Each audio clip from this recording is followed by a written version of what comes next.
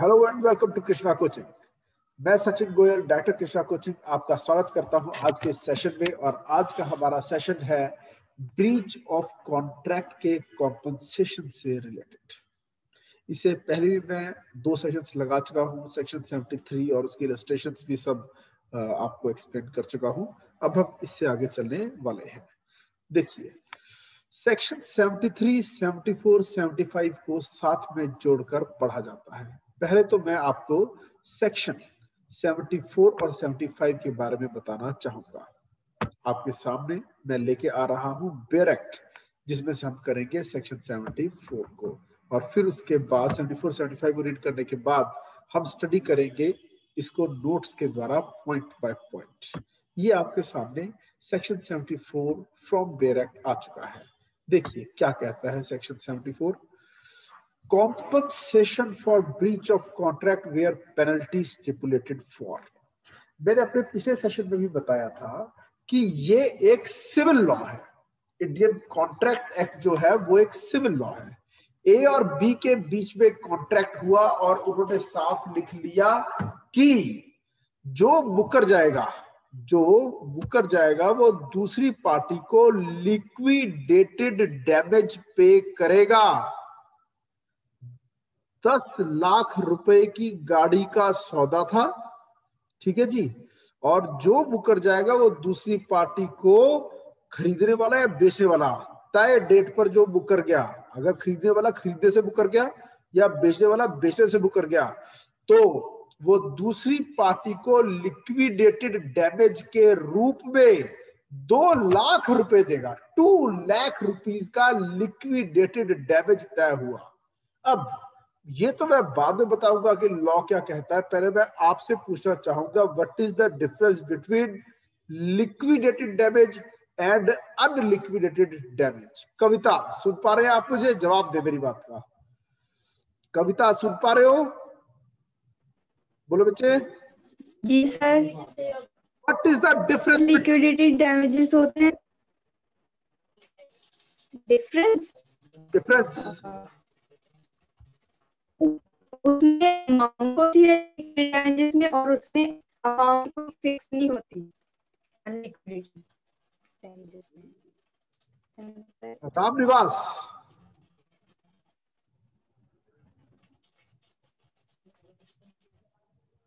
रामनिवास, आप बताएं।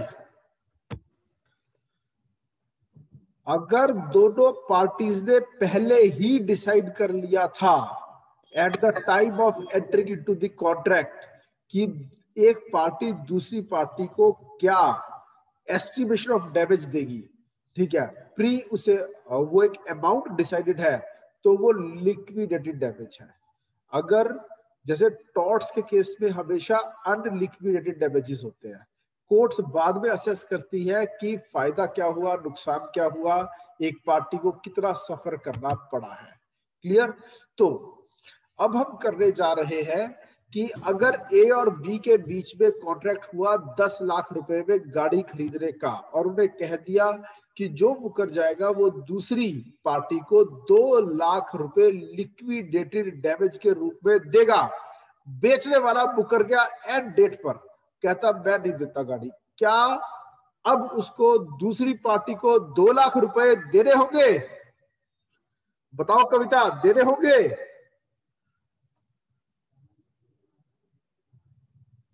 कविता, Rajat, Ramniwas, no sir. Yes sir, देने होंगे। रामनिवास, देने होंगे? No sir. नहीं देने होंगे। रजत धवन, देने होंगे? No sir. नहीं देने होंगे। कविता एक तरफ, रजत और रामनिवास एक तरफ। अब देखते हैं सही कौन और गलत कौन। ये देखिए, यहां पर हमारा बेयर एक्ट अब सारी प्रॉब्लम्स को सॉल्व करेगा। बेयर एक्ट क्या कहता है उस पर हम ध्यान देते हैं। ये देखिए, ये आ गया बेयर एक्ट। बेयर एक्ट कहता है, when a contract has been broken if a sum is named, यानी ये बात हो रही है लिक्विडेटेड डैमेज की, sum is named in the contract as the amount to be paid in case of such breach, or if the contract contains any other stipulation by way of penalty, the party complaining of the breach is entitled whether or not actual damage or loss is proved to have been caused thereby, to receive from the party who has broken the contract reasonable compensation, not exceeding the amount so named, as the case may be, the penalty stipulated for. इसका क्या मतलब है? अगर उन्होंने कहा कि ये आदमी कार देगा और ये देगा 10 लाख और जो मुकर गया वो दूसरी पार्टी को देगा 2 लाख, तो ये इट अपीयर्स कि ये चाहे लिखा तो हुआ है कि ये लिक्विड डैमेज है, पर साफ पता चल रहा है कि ये क्या है, पेनल्टी है। और सिविल लॉ में पेनल्टी की कोई जगह नहीं होती, ठीक है। तो क्या देना पड़ेगा? वो जो लॉस हुआ है दूसरी पार्टी को, उसको it is the responsibility of the defaulting party to make good the loss. Loss को मेक गुड करना पड़ेगा, यानी कॉम्पनसेट करना पड़ेगा लॉस को, यानी डैमेज पे करना पड़ेगा, ना कि उतना अमाउंट पे करना पड़ेगा जितना लिखा था। लेकिन अगर ये डैमेज 2 लाख रुपए से मोर है तो मैक्सिमम कितना देना पड़ेगा? ये 2 लाख ही देना पड़ेगा, 2 लाख से ज्यादा नहीं देना पड़ेगा। तो एक फायदा हुआ 2 लाख लिखने का कि एक मैक्सिमम कैप, मैक्सिमम लिमिट तय हो गई। A stipulation for increased interest from the date of default may be a stipulation by way of penalty. अब जैसे दो पार्टीज ने कॉन्ट्रैक्ट कर लिया कि 12% पर एनम पर लोन लिया, ठीक है, यानी 1 रुपया सैकड़ा, ठीक है। 12% पर एनम को 1 रुपया सैकड़ा कहते हैं, ठीक है, क्योंकि हर महीने 1% देना पड़ता है। लेकिन जैसे ही, और 2 साल का लोन था, 2 इयर्स का, कि जैसे 2 साल का पीरियड पूरा हो जाएगा उसके बाद से रेट ऑफ इंटरेस्ट हो जाएगा 36%, एकदम से 3 गुना। यानी ये पार्टी को प्रेशराइज करने के लिए है कि 2 साल के अंदर अंदर पैसे वापस करने हैं। तो क्या ये 36% वाली चीज चलेगी? नहीं चलेगी, क्योंकि ये क्या है, पेनल्टी। और सिविल लॉ में पेनल्टी के लिए कोई जगह नहीं है। कुछ वर्ड्स ऐसे हैं, मैं दोबारा से पढ़ाना चाहूंगा आपको। ये देखो, the party complaining of the breach, यानी इनोसेंट पार्टी जो है, इज एंटाइटल्ड, उसको क्या मिलेगा? is entitled whether or not actual damage or loss is proved to have been caused thereby, to receive from the party who has broken the contract reasonable compensation not exceeding। यानी कि चाहे उसे नुकसान नहीं भी होता है तब भी नोशनल उसे कुछ पैसे मिल सकते हैं, क्योंकि मेंटल सफरिंग भी एक चीज है। जब एक दूसरा पार्टी मुकर जाए दूसरी, तो उसे कुछ मिलता है। तो जितना लॉस हुआ है उतने को ठीक किया जाएगा, लेकिन अगर वो 2 लाख से फालतू है तो वो नहीं मिलेगा। अब आ जाओ इसकी, ये होती है एक्सपेक्टेशन। अब आ जाओ इसकी एक्सेप्शन भी है। वो एक्सेप्शन क्या कहती है? When any person enters into any bail bond, recognizance or other instrument of the same nature। रिकॉग्निजेंस क्या है? आपने बेल बॉन्ड भरा और कहा अगर ये आदमी बेल जब्त करेगा तो मैं इतने रुपए कोर्ट में जमा कराऊंगा, ठीक है जी। तो उसे हम रिकॉग्निजेंस कहते हैं। Or other instrument of the same nature or under the provisions of any law or under the orders of the central government or state government, ठीक है। gives any bond for the performance of any public duty or act in which the public are interested, he shall be liable upon breach of the condition of any such instrument to pay the whole sum mentioned therein। इसका क्या मतलब है कि जहां पर यहाँ पे सबसे इंपॉर्टेंट जो वर्ड आ रहा है वो क्या आ रहा है? वो वर्ड आ रहा है पब्लिक ड्यूटी। ये देखो, जहां पर performance of any public duty से रिलेटेड कोई बॉन्ड साइन कर दिया आपने, या फिर आपने किसी को जमानत पर रिहा करवाया और रिकॉग्निजेंस साइन कर दी कि अगर ये हर तारीख पे नहीं आएगा तो मैं 10,000 रुपए का बॉन्ड भरता हूं, तो जब उसने बेल जब्त कर ली तो क्या आप 10,000 रुपए कोर्ट में जमा कराने से पहले ये कह सकते हो प्रूव करो कि आप को नुकसान हुआ है, प्रूव करो कि सच में आपको 10,000 रुपए का नुकसान है तो मैं दूंगा? ऐसा कुछ नहीं होता। ये पेनल्टी नहीं है, मगर ये कॉन्ट्रैक्ट भी तो नहीं है।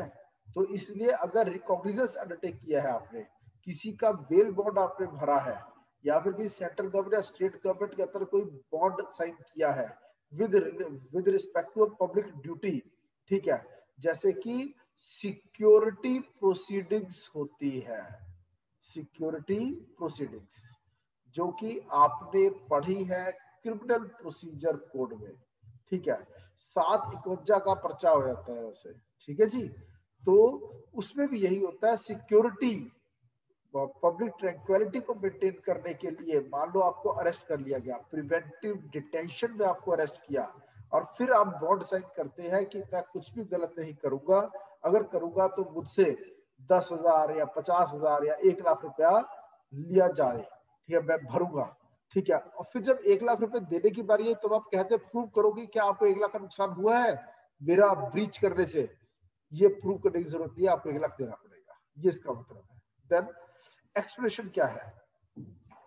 A person who enters into a contract with government does not necessarily thereby undertake any public duty or promise to do an act which is in which the public are interested। और ये भी नहीं कि public duty होना जरूरी है, जैसे रिकॉग्निजेंस है, यहाँ पे भी ड्यूटी नहीं है, पर फिर भी पैसे देने पड़ेंगे। और आगे चलते हैं, जैसे कि A contracts with B to pay B rupees 1,000 if he fails to pay B rupees 500 on a given day।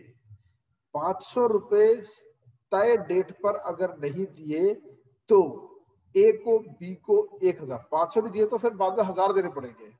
A 500 नहीं दे पाया तो B is entitled to recover from A only a compensation not exceeding rupees 1,000 as the court। अब उतना compensation पे करना पड़ेगा जितना court ठीक समझेगी, मगर हरगिज भी वो 1,000 से ज्यादा नहीं होगा। समझ में आया कि कोर्ट कहती है 500 रुपए तय डेट पे नहीं दे पाया और उसको 1 साल हो गया, तो कहते हैं चलो अब ये इसको 700 रुपए करेगा। ये 700 हो सकता है, 800 हो सकता है, 900 हो सकता है, पर 1,000 नहीं हो सकता, 1,000 नहीं हो सकता। क्यों नहीं हो सकता? मैक्सिमम लिमिट तय हो गई। ये है मेन सेक्शन 74 का फर्स्ट पैरा में लिखी है ये बात। Then A contracts with B that if A practices as a surgeon within Calcutta, ठीक है, he will pay B rupees 5,000। A practices as a surgeon in Calcutta, B is entitled to such compensation not exceeding 5,000 as the court considers reasonable। ये तब होता है जब मान लो A B के under पहले काम करता था, काम छोड़ दिया, सर्विस कॉन्ट्रैक्ट में पहले लिखा हुआ था कि काम छोड़ने के बाद 1 साल तक कलकत्ता के अंदर वो सर्जन का काम नहीं करेगा, फिर भी करेगा तो 5,000 देगा। तो अब वो मैक्सिमम क्या देगा? 5,000, मगर देगा कितना? जितना कोर्ट चाहेगी, पर लिमिट कितनी है? मैक्सिमम 5,000। ओके, फिर A gives a recognizance binding him in a penalty of ₹500 to appear in court on a certain day। कि अगर तय डेट पर नहीं आया तो 500 रुपए पेनल्टी देगा। He forfeits his recognizance। He is liable to pay the whole। अब पूरे 500 रुपए देने पड़ेंगे, ठीक है, वो नहीं गया तय डेट पर। और आगे चलते हैं, डी पॉइंट देखिए। A gives B a bond for the repayment of rupees 1,000, 1,000 रुपए, with interest at 12% at the end of 6 months, with the stipulation that in case of default, interest shall be payable at the rate of 75%। 12% बदल कर क्या हो जाएगा? 75%, यानी 6 गुना से भी ज्यादा, फ्रॉम द जिस दिन उसने डिफॉल्ट किया। जो मैंने एग्जांपल दिया था 2 साल के बाद, तो यहाँ पे कितना पीरियड है? 6 महीने। 6 महीने तक रेट ऑफ इंटरेस्ट रहेगा 12%, 6 महीने के बाद रेट हो जाएगा 75%। तो ये साफ दिखाई दे रहा है this stipulation is by way of penalty, और सिविल लॉ में पेनल्टी नहीं होती, ठीक है जी। And B is only able to recover from a such compensation. सिर्फ 12% से ऊपर बढ़ाई मैक्सिमम 18% कर देगी कोर्ट, और क्या है, लेकिन इससे ऊपर नहीं होगा। Then A who owes money to B a money lender, A ने पैसा चुकाना है B को, undertakes to repay him by delivering to him 10 mods of grain on a certain date and stipulates that in the event of his not returning the stipulated amount by the stipulated date, he shall be liable to deliver 20 mods. वही पैसे देने थे, ए को पैसा चुकाना था, B को तय डेट पर नहीं चुका पाएगा तो उसको 10 मॉड देने पड़ेंगे इस डेट को, और वो भी नहीं दे पाया तो उसको 20 मॉड देने पड़ेंगे. दिस इज, ये साफ दिख रहा है डबल हो रहा है अमाउंट, ये साफ पता चल रहा है कि ये क्या है, पेनल्टी है. तो बी को सिर्फ क्या मिलेगा, रीजनेबल कॉम्पनसेशन, और 20 मॉड वो नहीं ले सकता. क्लियर. और आगे चलते हैं, 2 इलस्ट्रेशंस और बची है अभी. A undertakes to repay B a loan of rupees 1000 by 5 equal monthly installments. ठीक है, 1000 रुपए, ठीक है, A देगा B को. कैसे देगा, टुकड़ों में देगा. 5 equal monthly installments, यानी कि 200 200 200 200 और 200.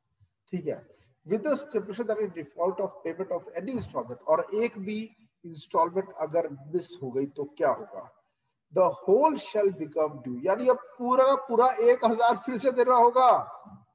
ये साफ देखिए, मान लो उसे 200 दे दिया, ये 200 भी दे दिया, ये 200 भी दे दिया, ये लास्ट इंस्टॉलमेंट वो टाइम पर नहीं दे पाया तो उसको अब फिर से पूरा 1000 देना पड़ेगा. ठीक है, ये कोर्ट कहती है ये वैलिड है.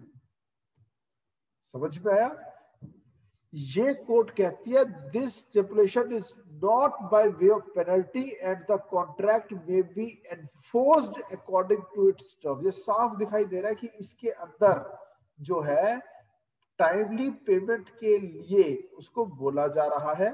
ठीक है, अगर वो एक भी इंस्टॉलमेंट जंप करे तो उसको सारा पैसा दोबारा देना होगा. लिखा हुआ है in default of payment of any instalment the whole shall become due.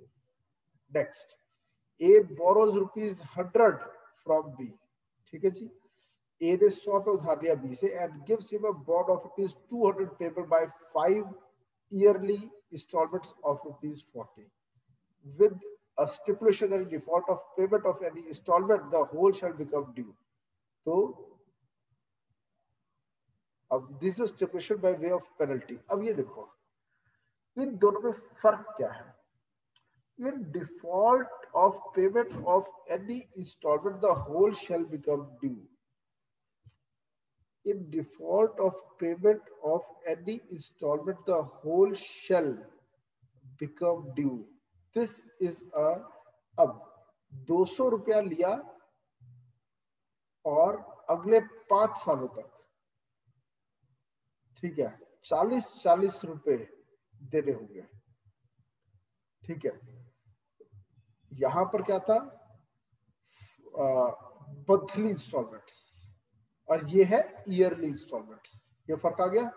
A undertakes to repay B a loan of rupees 1000 by 5 equal monthly installments with the stipulation that in default of payment of any installment the whole shall become due. और यहां पर yearly है, in default of payment of any installment the whole shall become due. इस कारण से court ने इसको penalty माना मगर इसको नहीं माना. ठीक है जी. अब 75 में आ जाओ. Party rightfully rescinding contract entitled to compensation. अगर आपका बनता है रिसाइड करना एक कॉन्ट्रैक्ट को, ए और बी के बीच में कॉन्ट्रैक्ट हुआ, ए ने ब्रीच कमिट कर दिया, ठीक है, तो बी जो है क्या ले सकता है, कॉम्पनसेशन ले सकता है. ओके, लेकिन अगर ए ने ब्रीच किया है तो ही बी राइटफुली कॉन्ट्रैक्ट को रिसाइड करके कॉम्पनसेशन ले सकता है. A person who rightfully rescinds a contract is entitled to compensation for any damage which he has sustained through the non fulfilment of the contract. जैसे इस एग्जांपल को पढ़ते हैं हम. ये देखिए,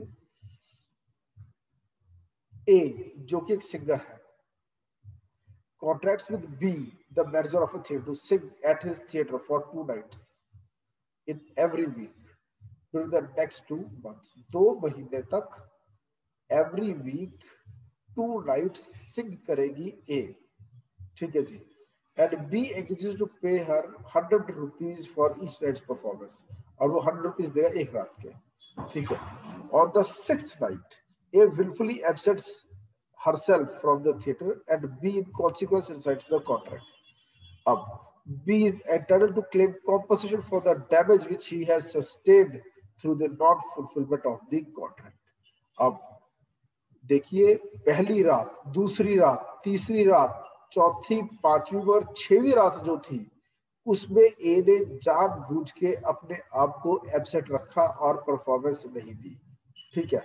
तो यहाँ पर कॉन्ट्रैक्ट को रिसाइन करने का राइट पैदा हो जाता है बी का, जो कि मैनेजर है उस थिएटर का, because A has wilfully absented herself from the theatre, ठीक है। अगर 7th नाइट पर परफॉर्मेंस करवा लेता ये और उसको पे कर देता, फिर इसका राइट ऑफ रेजिस्ट्रेशन लूज हो जाना था, ओके। अब मैं इसको थोड़ा नोट्स में से करवाना चाहूंगा आपको। ये देखिए, हम यहां तक कर चुके थे, हम यहां पर थे, इलस्ट्रेशन आई ये भी कर चुके हैं, ये भी कर चुके हैं। अब हमने करना है लॉस ऑफ प्रॉफिट्स के बारे में। ये देखिए, इसको थोड़ा छोटा कर देते हैं। ये देखिए, loss of profits is a special loss. अब एक पार्टी मुकर गई जिसकी वजह से दूसरी पार्टी ने जो प्रॉफिट्स कमाने थे अपने बिजनेस में वो नहीं कमा पाया, इसको स्पेशल लॉस माना जाता है। ये कोर्ट्स अवार्ड नहीं करती। which were to accrue upon resale cannot be recovered unless it is communicated to the other party that the goods are for resale upon a special contract. अगर इसको contemplation में लाया गया है, पहले दूसरी पार्टी को कंटेम्पलेट कर दिया गया था या फिर उसकी नॉलेज में ला दिया गया था, सिर्फ तब ले सकते हैं, नहीं तो नहीं ले सकते। फिर नेक्स्ट और आगे चलते हैं। इसे इलस्ट्रेशन से पहले करा चुका हूं आपको।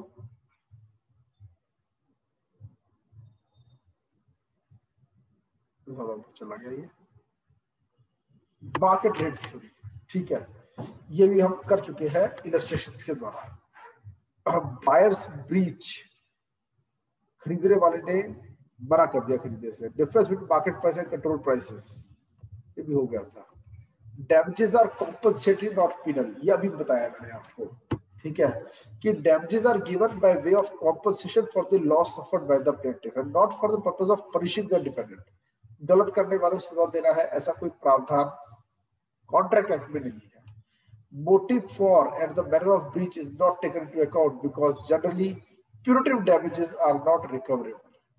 किस इंटेंशन के साथ उसने ब्रीच किया ये नहीं देखा जाता, क्योंकि पनिशमेंट देना एम नहीं है। बट द इनकन्वीनियंस, हाँ, जितना नुकसान हुआ, जितना इनकन्वीनियंस हुआ इनोसेंट पार्टी को, वो जरूर ध्यान में रखा जाता है। और आगे चलते हैं। देन एक केस हुआ Hobbs versus London and South Western Railway Company. Due to the negligence of the different railway company, the plaintiff and his family were set down at a wrong station. Negligence किसने की? Railway company ने की, जिसकी वजह से plaintiff और उसकी family को एक गलत स्टेशन पर उतार दिया गया। ना ही पास में कोई होटल अकोमोडेशन था, ना ही कोई कन्वेंस था, ठीक है। कई मील तक उनको पैदल चलना पड़ा और वो भी बारिश में। Plaintiff was entitled to substantial damages for inconvenience to the family, लेकिन cold to the wife was considered to be too remote, क्योंकि इससे उसकी वाइफ को कोल्ड हो जाएगा, इसको रेलवे कंपनी फोर्सी नहीं कर सकती थी। Then mental pain and suffering, generally damages for mental pain and suffering are not allowed for breach of a commercial contract. Commercial contracts में कभी भी मेंटल पेन या सफरिंग के लिए डैमेजेस नहीं मिलते, लेकिन जिससे शादी है वो कमर्शियल नहीं है तो वहां पर ये अवार्ड हो जाते हैं। But they may be allowed in special case, जैसे केस था Addis versus Gramophone Company Limited. House of Lords ने 3 सिचुएशन सामने रखी जहां पर मेंटल पेन और सफरिंग को ध्यान में रखते हुए डैमेजेस अवार्ड हो सकते हैं। जैसे कि एक बैंकर ने रॉन्गफुली चेक को बाउंस कर दिया फंड्स होने के बावजूद भी, या फिर action for breach of promise of marriage, शादी का वादा करके शादी नहीं की, या फिर रियल एस्टेट एजेंट ने घर टाइम पर नहीं दिया। In this case, court did not allow damages in respect of harsh and humiliating way in which the plaintiff was dismissed. It only allowed wages for the period of notice and the commission which he would have earned during that period. ठीक है जी, ये case का नाम शायद हम इसी के बाद में करेंगे इसको। फिर नॉमिनल डैमेजेस, जहां पर नाम के डैमेजेस दिए जाते हैं। Where the plaintiff suffered no loss, की रियलिटी में पेक्यूनियरी लॉस नहीं हुआ है, कोर्ट में still award him nominal damages, small sum, छोटा सम दे देंगे, नाम मात्र, ठीक है, in recognition of his right, क्योंकि राइट तो वॉलिड हुआ था ना। However, section 73 doesn't give any cause of action unless and until damage is actually suffered.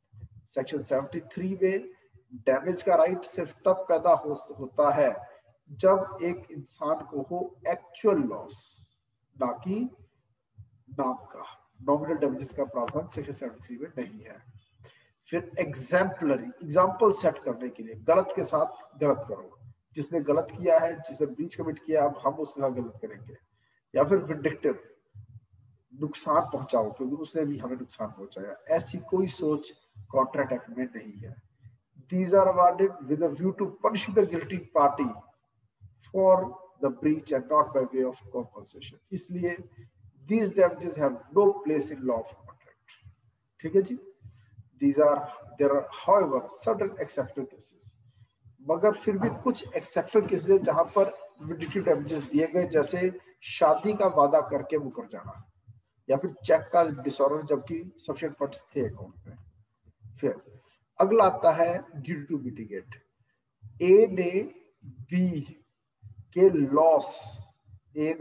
Loss को इंडेमनिफाई करने का कॉन्ट्रैक्ट किया था। जब बी का लॉस हो रहा था, बी ने अपना लॉस जानबूझकर होने दिया और अपने लॉस को मिनिमाइज करने की कोशिश ही नहीं की। क्यों? इसको पता था मैं भरपाई करवा लूंगा ए से, ठीक है। तो अब बी के डैमेजेस की भरपाई नहीं होगी। क्यों? उसकी ड्यूटी बनती थी बी की, अपने लॉस को कम से कम करने की कोशिश तो करे।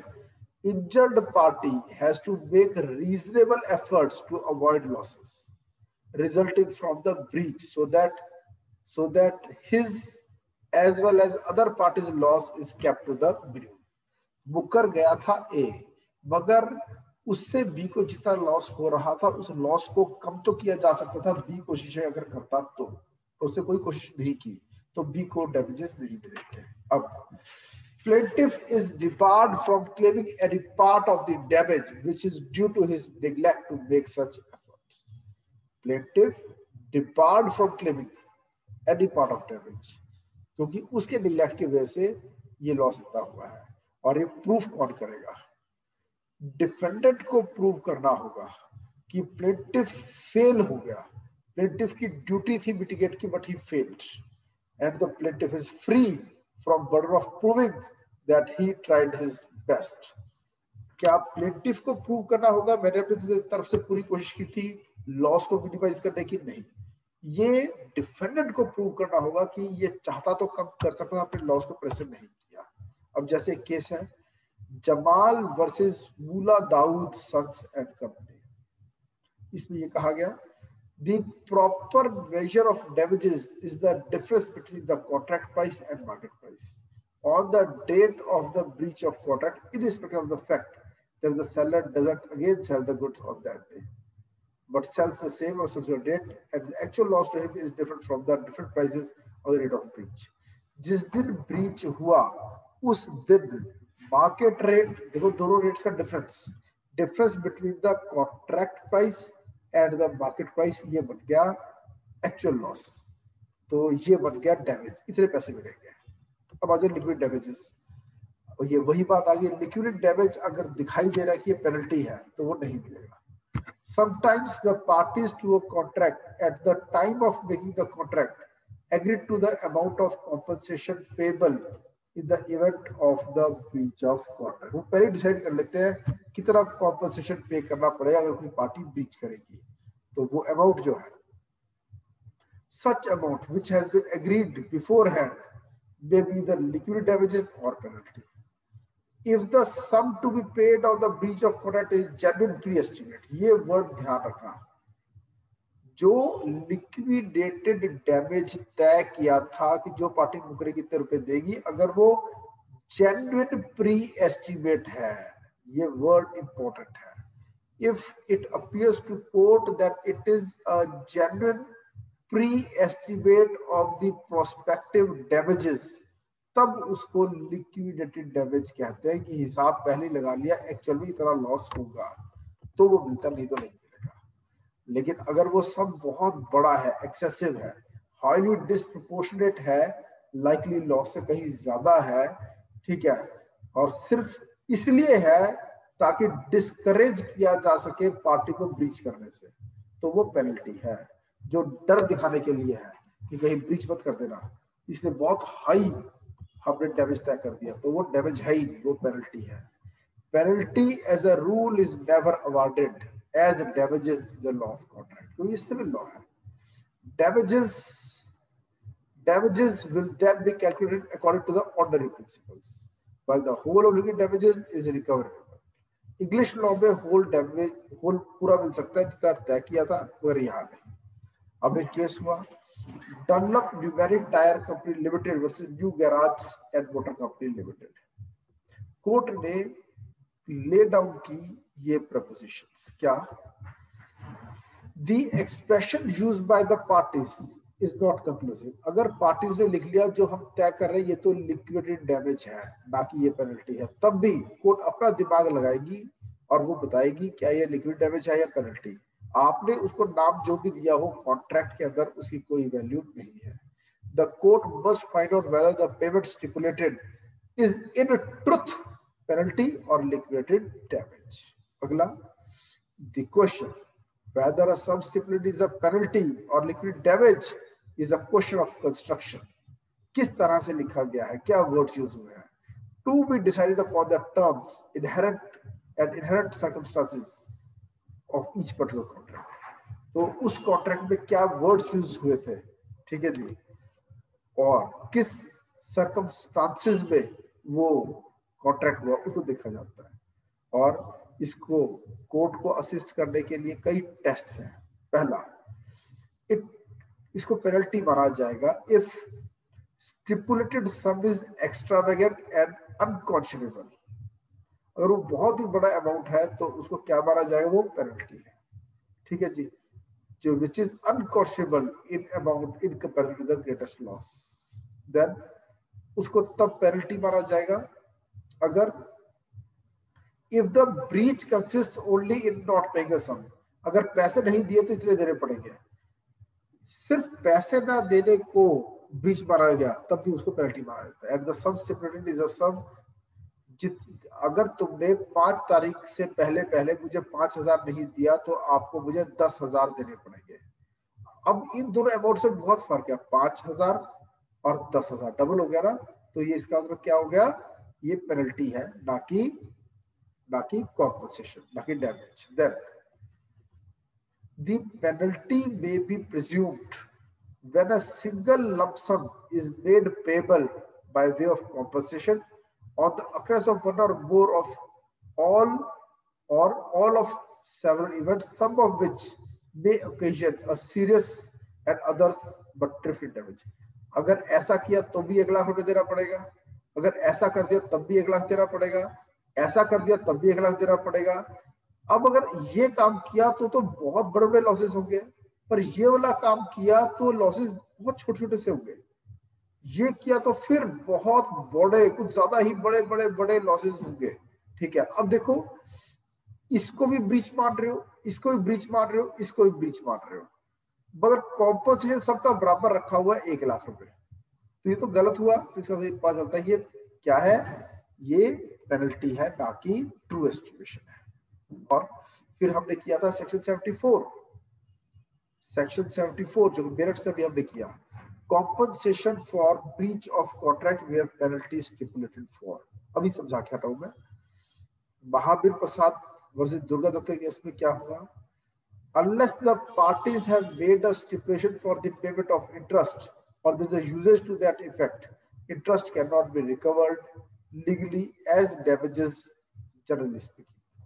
अगर इंटरेस्ट वाली बात नहीं है तो इंटरेस्ट आप नहीं ले सकते जनरली। ठीक है जी, ये सब इलस्ट्रेशन हमने कर ली है। अब कंपैरिजन विद इंग्लिश लॉ कराओ। इंग्लिश लॉ ने अलग बात बोल रखी है। Section 74 dispenses with the requirement of distinguishing liquid damages from penalty. ठीक है जी। पहली बात, जो हमारा सेक्शन 74 है, जो कि क्या कहता है, ठीक है, ये देखिए जो अभी हमने किया, ये आ गया सेक्शन 74। ये सेक्शन 74 जो ये कहता है कि जो दो पार्टीज ने लिक्विड डैमेज तय कर लिया, उससे ज्यादा पैसे ब्रीच पर नहीं देने होंगे, उसे कम देने होंगे, पर उतने देने होंगे जो एक्चुअल लॉस हुआ है। ठीक है, तो यहां लिखा है section 74 dispenses with the requirement of distinguishing liquid damages from penalty unlike English law where the court must either accept the amount in whole or reject it in whole. The court may either accept the amount or reduce it to what appears reasonable. ठीक है, estimation वाला काम English law में नहीं है, या तो मानेगा या नहीं मानेगा बस। The named sum constitutes the maximum limit of liability. Court cannot order damages beyond that. हमारे इंडिया में उससे फालतू पैसे नहीं मिलेंगे। ठीक है, actual loss or damage suffered by the party is immaterial. Thus, even if the actual loss exceed the liquid damages, the damages payable will not exceed the। India का ये रूल है कि actual loss or damage suffered by the party is immaterial। ठीक है, अगर ज्यादा नुकसान हुआ तब भी वो immaterial है, मिलेगा कितना, मैक्सिमम जो तय किया था। सिमिलैरिटी क्या है? Like the English law, under section 74, the amount contemplated by the parties will be reduced only if it appears to be by way of penalty. Otherwise, the whole of it is recoverable as liquid damage. ठीक है, अगर लगे कि जो amount इन्होंने parties ने तय किया है वो प्री एस्टिमेशन ऑफ लॉस नहीं है बल्कि डैमेज है, तो डैमेज वो प्री एस्टिमेशन ऑफ डैमेज ना होकर वो पेनल्टी है, तो मिलेगा क्या, डैमेज मिलेगा, पेनल्टी नहीं मिलेगी। फोरफीचर ऑफ अनरेस्ट मनी और सिक्योरिटी डिपॉजिट, जो पहले बयाना दिया होता है, क्या उसका फोरफीट करना वो क्या चीज है? Many commercial contracts involve either earnest money or security deposit as a way of ensuring promises seriousness. ज्यादातर प्रॉपर्टी के सौदों में अर्नेस्ट मनी जरूर होती है। ठीक है जी, तो अर्नेस्ट मनी के फोरफीचर को लेके क्या रूल्स है? In the application of section 74 to forfeiture clause in the contract, a distinction has been drawn between earnest money or security deposit. Earnest money और security deposit में फर्क है। Essence of the distinction is the fact that earnest money is part payment of the purchase price, whereas security deposit is not. 10 lakh रुपए का सौदा हुआ, 3 लाख रुपए पहले दे दिए, 7 लाख देने हैं जिस दिन रजिस्ट्री होगी।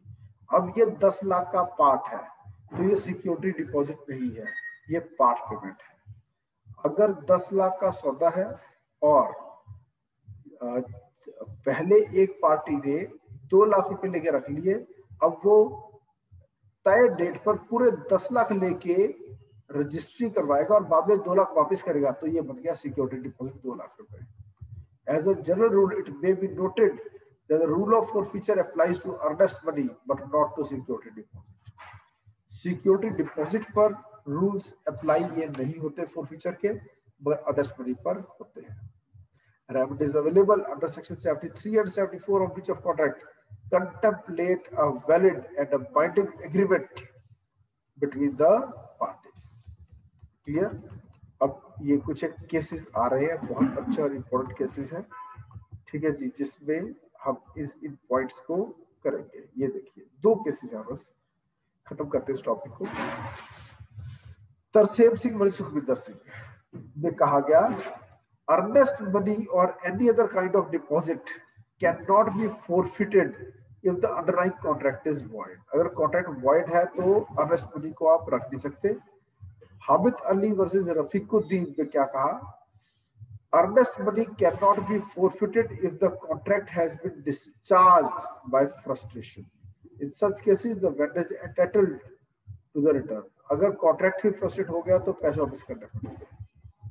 हनुमान कॉटन मिल्स केस में कहा गया, if a contract requires the buyer to deposit 25% of the total value of the goods as part ठीक है of 10 lakh while receiving the order with the stipulation that the amount shall be forfeit in case of default in balance payment of price, the term is reasonable and binding. तो ये बिल्कुल सही बात है। Deposit question was entered as earnest money. It was a part price. Part है ना, 10 लाख के सौदे में से 2.5 लाख पहले दे दिया और वो forfeit हो जाएगा बाकी पैसे नहीं दिए, तो ये सही है। Court read the terms, ये भी सही है। He put out the Supreme Court itself had no occasion that question of reasonableness. Also read the following 5 principles. अब क्या 5 principles है? पहला, it must be given at the moment पहले दिए, रिप्रेजेंट्स गारंटी है, परचेज प्राइस का part है, through the reason of the default वो होगा।